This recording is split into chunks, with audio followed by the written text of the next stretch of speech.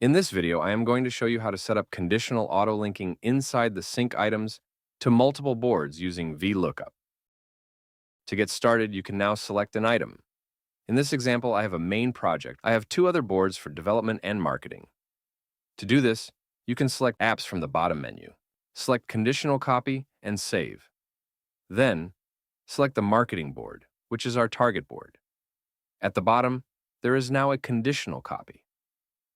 I want this to trigger when the Person column is set to Cheryl. This means that when Cheryl is assigned to this column, the copy and sync automation will trigger.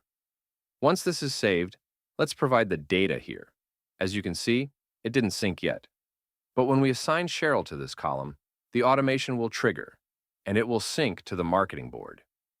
Another condition is that when a status is set to Done, the copy and sync automation will trigger, and the item will be copied to the development board. To do this, we can change the status to Done, and it should go to the development board with all the data. As you can see, it has been copied. Thank you for watching.